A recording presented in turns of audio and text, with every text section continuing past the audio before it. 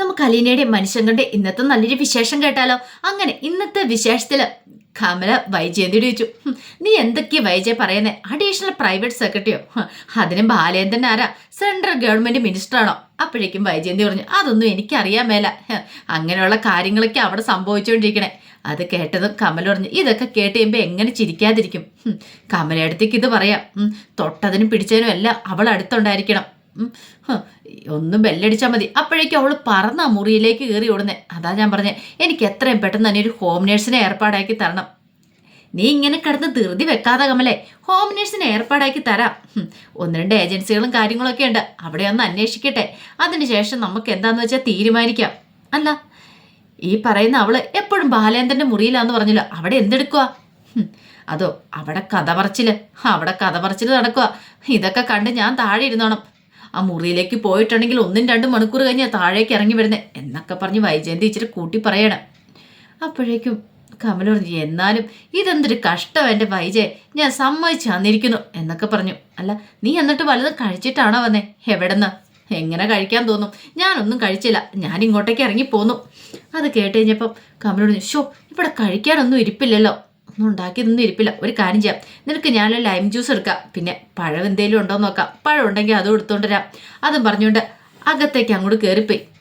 വൈജയന്തി ഇങ്ങനെ പിന്നീട് ഇന്നിങ്ങനെ ആലോചിക്കുവാണ് എന്ത് ചെയ്യണം എന്ന് ഓർത്തിട്ട്. ഇതേ സമയം അലീന അടുക്കള ബാലേന്ദ്രനുള്ള പൊടിയിരിക്കഞ്ഞിയൊക്കെ ഉണ്ടാക്കുക. അപ്പോഴേക്കാണ് അലീന ഓർത്തെ, രേവതിക്കുട്ടി ഒന്ന് വിളിക്കാം എന്ന് കരുതി രേവതിക്കുട്ടിയെ വിളിച്ചു. രേവതിക്കുട്ടിയെ വിളിച്ചിട്ട് ചോദിച്ചു, അല്ല നീ ബിസിയാണോ മോളെ? ആണെങ്കിൽ ഇപ്പം അതെ, അലീന ചേച്ചി വിളിച്ചിട്ടുണ്ടെങ്കിൽ ഞാൻ ബിസിയോട് പറയും ഇത്തിരി സമയത്തേക്ക് അങ്ങോട്ട് മാറി നിൽക്കാനായിട്ട്. ഓ, നീ പറഞ്ഞാലപ്പോൾ ബിസി അനുസരിക്കുമോ? പിന്നല്ലാതെ ഞാൻ പറഞ്ഞിട്ടുണ്ടെ പിന്നെ ബിസി അനുസരിക്കാതിരിക്കുമോ? അല്ല, അലീന ചേച്ചിക്ക് എന്തൊക്കെയുണ്ട് അവിടെ വിശേഷങ്ങൾ? എപ്പോഴാണ് അലീന ചേച്ചി ഇങ്ങോട്ടേക്ക് വരുന്നേ? ഓ, അത് വരാൻ പറ്റുമെന്ന് തോന്നില്ല, സാറിനെ പിടിമുറുക്കിയിരിക്കുക. പിടിമുറുക്കിയേക്കുവന്നോ? സാറ് പിടിച്ചേക്കുവാണോ? ഓ, നീ ഉദ്ദേശിക്കുന്ന പോലെയുള്ള പിടുത്തമല്ല പിടിച്ചിരിക്കുന്നേ. പിന്നെ എന്നെ ഇവിടുന്ന് വിടുമെന്ന് തോന്നില്ല, പണ്ടത്തെ പോലൊന്നും അല്ല. പിന്നെന്താ ഇപ്പം എന്താ പ്രശ്നം? അത് പിന്നെ സാറിൻ്റെ കാര്യങ്ങളൊക്കെ ഞാൻ നോക്കണം.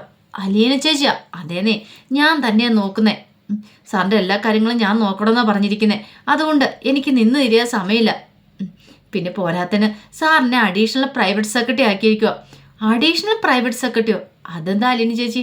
അതെന്ന് പറഞ്ഞാലേ, ഞാൻ ഈ വീട്ടു ജോലികളൊന്നും ചെയ്യണ്ട, സാറിൻ്റെ കാര്യം മുത്തശ്ശിയുടെ കാര്യങ്ങളൊക്കെ നോക്കിയാൽ മതി, അങ്ങനെയുള്ള കാര്യങ്ങളൊക്കെ ചെയ്തു കൊടുത്താൽ മതി. ഓ, അങ്ങനെയാണല്ലേ? അപ്പോൾ പ്രമോഷൻ കിട്ടി. പിന്നെ പ്രമോഷൻ കിട്ടിയോന്ന്? അപ്പോൾ ചേച്ചി ഇനി ഇങ്ങോട്ടേക്ക് വരത്തില്ലേ? എനിക്കറിയില്ല എന്താ ചെയ്യേണ്ടതെന്ന്. ചേച്ചി ഇങ്ങോട്ടേക്ക് വാ ചേച്ചി, വരണമെന്ന് ആഗ്രഹമുണ്ട് മോളെ. പക്ഷെ സാറിനെ ഇട്ടിട്ട് ഞാൻ എങ്ങനെയാണ് വരണേ? സാറിനോട് പറഞ്ഞിരിക്കുന്നത് എന്താണെന്നറിയാവോ? എന്നെ മോളായിട്ടാണ് കരുതുന്നതെന്ന്. അങ്ങനെയുള്ള സാഹചര്യത്തിൽ എനിക്ക് ഉപേക്ഷിച്ചിട്ട് വരാൻ പറ്റില്ല. അല്ല, അവിടെ വേറൊരു പിശാചുണ്ടായിരുന്നല്ലോ, അവരെന്തേ? നീ എൻ്റെ അമ്മയെക്കുറിച്ചാണ് പറയണമെന്ന് ഓർമ്മ വേണം. പിന്നെ ഒരു കുമ്മ വന്നിരിക്കുന്നു. എനിക്ക് അവരെയൊന്നും ഇഷ്ടമില്ല. അല്ല, അവരൊന്നും പറഞ്ഞില്ലേ? ഓ, എന്തൊക്കെ പറയാന്. ഇപ്പം തന്നെങ്കിൽ ചാടിത്തുള്ളി ഇറങ്ങി പുറപ്പെട്ടിരിക്കോ, എങ്ങോട്ടാന്നറിയില്ല, വീട് വിട്ട് പോയിരിക്കോ, തിരിച്ചു വന്നിട്ട് നിന്നെ കാണിച്ചു തരാന്നൊക്കെ പറഞ്ഞിട്ട്. എന്നിട്ട് ഇപ്പം എന്താവാനായിട്ടാ? എനിക്കിപ്പോൾ എന്ത് ചെയ്യാൻ പറ്റും? എനിക്കാണെങ്കിൽ ഇവിടുന്ന് പോന്നാൽ കൊള്ളാമെന്നുണ്ട്, പക്ഷെ സമ്മതിക്കുന്നില്ല ആരും. അതെ, ഒരു കാര്യം ചേച്ചി ഇങ്ങോട്ട് നൈസായിട്ട് പോരെ, ബാക്കി കാര്യം പിന്നെ നോക്കാം നമുക്ക്. ഓ, അത് ശരിയാവും തോന്നില്ല. അതെന്താ? അങ്ങനെ എങ്ങനെയാ മോളെ ഞാൻ അങ്ങോട്ടേക്ക് വരുന്നേ? എൻ്റെ അവസ്ഥയും കൂടെ നീ ഒന്ന് ചിന്തിക്കുക. സാറിന് ഇങ്ങനെ ഇവിടെ ഇട്ടുപഴിച്ചിട്ട് വരാൻ പറ്റുന്ന കാര്യമാണോ? എന്നെ അത്ര കാര്യത്തോടെ സ്നേഹത്തോടെ നോക്കുമ്പോൾ ഞാൻ ആ സ്നേഹവും പരിഗണനയും തിരികെ കൊടുക്കണ്ടേ? ഇതപ്പം നല്ല കാര്യം ഏതാ? അയ്യോ, സംസാരിച്ചിരുന്ന് സമയം പോയി. അതെന്താ? എനിക്കിവിടെ കുറേ ജോലിയുണ്ട്. സാറിനുള്ള പൊടിയരിക്കഞ്ഞിയും പപ്പടവും ചമ്മന്തിയൊക്കെ ഞാൻ ഉണ്ടാക്കുമായിരുന്നു. ഓ, അത് കൊള്ളാം. അപ്പം അതാണല്ലേ? അല്ല, അപ്പം ചേച്ചിക്ക് ഇവിടുത്തെ ഉള്ളവരുടെ കാര്യം അറിയണ്ടേ? ഇവിടെ 2 മനുഷ്യരുണ്ട്, 2 പാവങ്ങളുണ്ട്. അയ്യോ, അത് ഞാൻ ചോദിക്കാൻ മറന്നു.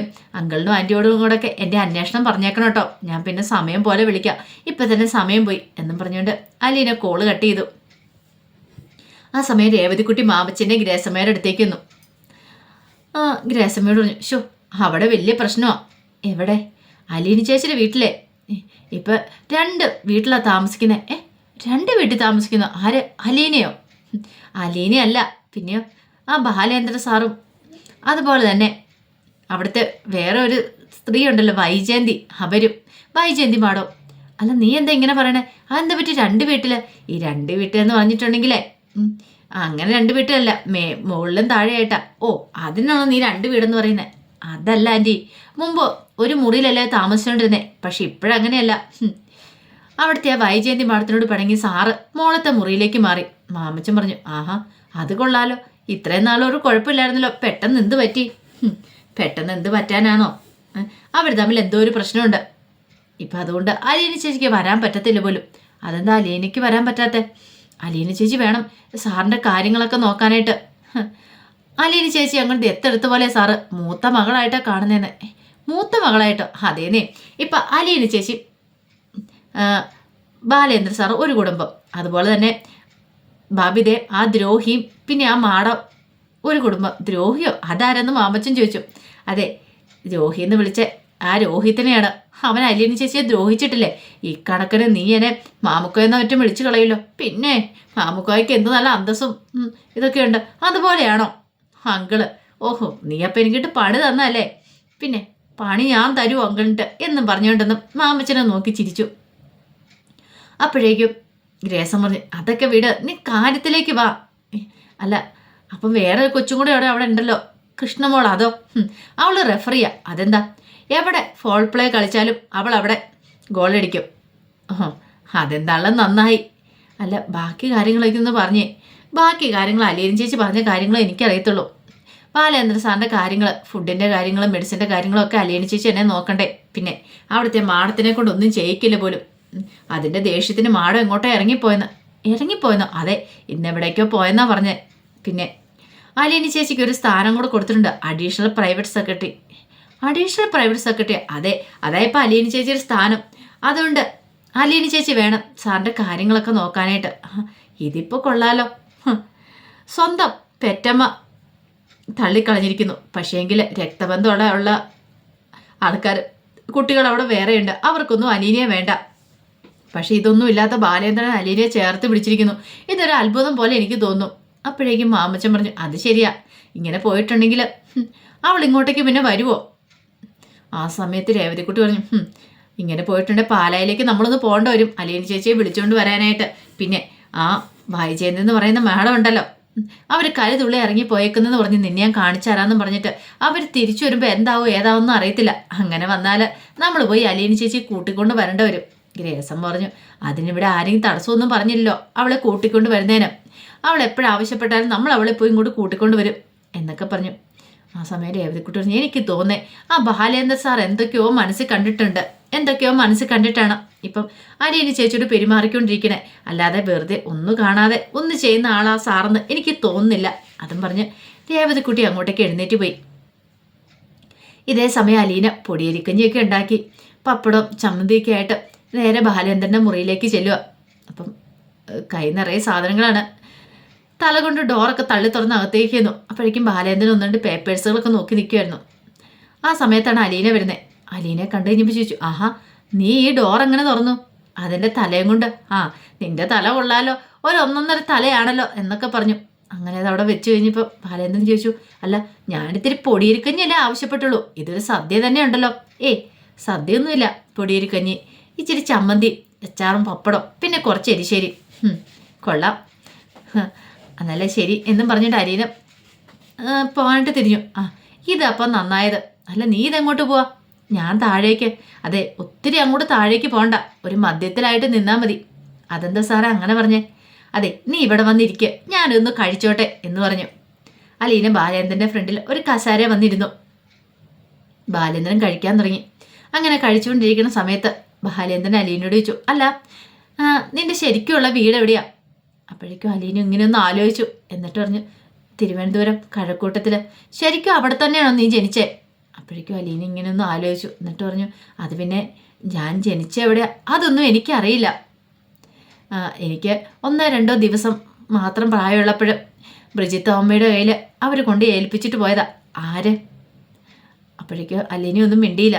അല്ല, നിനക്ക് നിന്റെ അച്ഛനും അമ്മയും ആരാന്നൊക്കെ അറിയത്തില്ലേ? ഈ പറയുന്ന ബ്രിജിത്ത് അമ്മയുടെ കയ്യിൽ നിന്നെ കൊണ്ട് ഏൽപ്പിച്ച ആൾക്കാരാരെന്ന് മമ്മിക്ക് അറിയായിരിക്കുമല്ലോ. അങ്ങനെയാണെങ്കിൽ അവരെക്കുറിച്ചുള്ള കാര്യങ്ങളൊക്കെ നിന്നോട് പറഞ്ഞു കാണുമല്ലേ? ഒരു നിമിഷം അലീന ഇങ്ങനെ ആലോചിച്ചു. അത് പിന്നെ ഞാൻ സത്യം പറ, നിനക്ക് നിന്റെ അച്ഛനും അമ്മയെ കാണാൻ ആഗ്രഹം തോന്നിയിട്ടില്ലേ? നിന്റെ അച്ഛനും അമ്മയും ആരാന്നൊക്കെ നിനക്കറിയാൻ പാടില്ലേ എന്ന് ചോദിച്ചു. അപ്പോഴേക്കും അലീന പറഞ്ഞു, ബ്രിജിത്താമ്മയോട് ഞാൻ കുറേ വട്ടം ചോദിച്ചിട്ടുണ്ട്. ഒടുവിൽ ബ്രിജിത്താമ്മി മരിക്കുന്നതിന് മുമ്പ് എന്നോട് ആ കാര്യങ്ങൾ പറഞ്ഞേ. പക്ഷെ സത്യം ചേച്ചി പറഞ്ഞേ, ഞാൻ ആരോടും ആ കാര്യം പറയാൻ പാടില്ല പോലും. അതുകൊണ്ട് ഞാൻ ആരോടും അത് പറയില്ല. അല്ല, അങ്ങനെയാണെങ്കിൽ നിനക്ക് നിന്റെ അച്ഛനും അമ്മയും കാണാൻ തോന്നിയിട്ടില്ലേ? ആഗ്രഹം തോന്നിയിട്ടുണ്ട്, പക്ഷെ ഇപ്പോഴില്ല. അതെന്താ? ഞാൻ ഒരാളെ കണ്ടിരുന്നു. അപ്പോഴേക്കും ബാലേന്ദ്രൻ ഇങ്ങനെ ആകാംക്ഷപൂർവ്വം അലീനയുടെ മുഖത്തേക്ക് നോക്കി. അല്ല, നീ ആരെയാ കണ്ടേ? അച്ഛനെയോ അതെ അമ്മയോ? അപ്പോഴേക്കും അലീന പറഞ്ഞു, ഏയ് ഞാനത് പറയില്ല എന്ന് പറഞ്ഞിട്ട് അലീന സങ്കടത്തോടെ കരയാൻ തുടങ്ങി. എനിക്കിനി ആരെയും കാണണ്ട, ഒരാളെ കണ്ടതോട് തൃപ്തിയായി, എനിക്കിനി ആരെയും കാണാനും താല്പര്യമില്ല എന്നും പറഞ്ഞിട്ട് അലീനയുടെ കണ്ണൊക്കെ നിറഞ്ഞു വന്നു. സാറിനറിയാവോ, കുഞ്ഞുനാളിലെ എനിക്കറിയില്ലായിരുന്നു ഞാൻ അനാഥയാന്നുള്ള കാര്യം. എല്ലാ കുട്ടികളും ഇടുന്ന പോലെ നല്ല ഡ്രസ്സ് ഇടാനായിട്ട്, അല്ലെങ്കിൽ അതുപോലെ നല്ല ചെരുപ്പ്, ഒരു കാലം ഒരു ചെരുപ്പ് ഇട്ടുകൊണ്ട് നടക്കാനൊക്കെ ഒത്തിരി ഞാൻ കൊതിച്ചിട്ടുണ്ട്. പക്ഷെ അന്നൊന്നും എനിക്കറിയില്ലായിരുന്നു എനിക്ക് എന്തുകൊണ്ടായി ചെരുപ്പില്ലാത്ത നല്ല ഉടുപ്പില്ലാത്തതെന്നൊക്കെ എനിക്കറിയില്ലായിരുന്നു. എല്ലാ കുട്ടികളും അച്ഛനമ്മമാരോടൊപ്പം കളിച്ചിരിച്ച് പോകുന്ന കാണുമ്പോൾ എനിക്ക് എത്ര ആഗ്രഹമായിരുന്നു അറിയാവോ. പക്ഷെ പിന്നീട് വലുതായി കൊണ്ടുവന്നപ്പോഴാണ് എനിക്കതൊക്കെ മനസ്സിലാകുന്നേ, ഈ അനാഥ എന്നുള്ള വാക്കിന് അർത്ഥം എന്താണെന്ന്. ബ്രിജിത്താമ്മി അതൊക്കെ പഠിപ്പിച്ചു തന്നെ. ബ്രിജിത്താമ്മി എല്ലാ കാര്യങ്ങളും പഠിപ്പിച്ചു, എങ്ങനെ നടക്കണം, എങ്ങനെ ജീവിക്കണം എന്നൊക്കെ പഠിപ്പിച്ചു തന്നു. ശരിക്കും മമ്മിയായിരുന്നു ഞങ്ങളുടെ ജീവിതത്തിലെ വെളിച്ചം. മമ്മി ഇല്ലായിരുന്നെങ്കിൽ ഞങ്ങൾ ഒന്നും ആവില്ലായിരുന്നു. മമ്മി ഉള്ളതുകൊണ്ടാണ് ഇത്ര സ്നേഹത്തോടെ മറ്റുള്ളവരോട് ഇടപെടാനൊക്കെ ഞാൻ പഠിച്ചത്. മമ്മിയാണ് ഞങ്ങൾക്കെല്ലാം പറഞ്ഞു തന്നെ. ഞങ്ങളുടെ ജീവിതത്തിലെ വെളിച്ചം അണഞ്ഞു പോയത് ഒരുപക്ഷെ ആ മമ്മിയുടെ വില ഇപ്പോഴാണ് ഞാൻ തിരിച്ചറിയുന്നത്. മമ്മി ഉണ്ടായിരുന്നെങ്കിൽ എനിക്ക് ഇങ്ങനൊരു അവസ്ഥ നേരിടേണ്ടി വരില്ലായിരുന്നു, ഞാനിവിടേക്ക് വരത്തില്ലായിരുന്നു. അതൊക്കെ പറഞ്ഞ് അലീനയുടെ കണ്ണൊക്കെ ഇങ്ങനെ നിറഞ്ഞു വരുവാണ്. അലീന പറഞ്ഞു, അങ്ങനെയൊക്കെ ഓരോന്നൊക്കെ ആലോചിച്ച് കഴിയുമ്പോഴത്തേനും പിന്നെ നമുക്ക് വേറൊന്നിനോടും ഒന്നും തോന്നത്തില്ല. പല കാര്യങ്ങളും നമ്മുടെ മനസ്സിലേക്ക് വരിക, പഴയ കാര്യങ്ങളൊക്കെ, ആ കുഞ്ഞുനാളിലെ കാര്യങ്ങളൊക്കെ.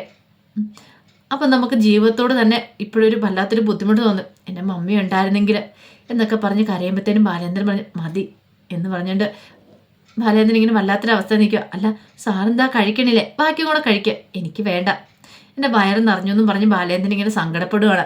അപ്പോൾ അതിൻ്റെ വിശേഷങ്ങളൊക്കെയാണ് കാണുന്നത്. ഇതിൻ്റെ ബാക്കി വിശേഷങ്ങളുമായിട്ട് വൈകുന്നേരത്തെ പ്രമോയി വരാട്ടോ. ഒരിക്കൽ കൂടി എല്ലാവർക്കും ശുഭദിനം നേർന്നുകൊണ്ട് നിർത്തുന്നു. നന്ദി.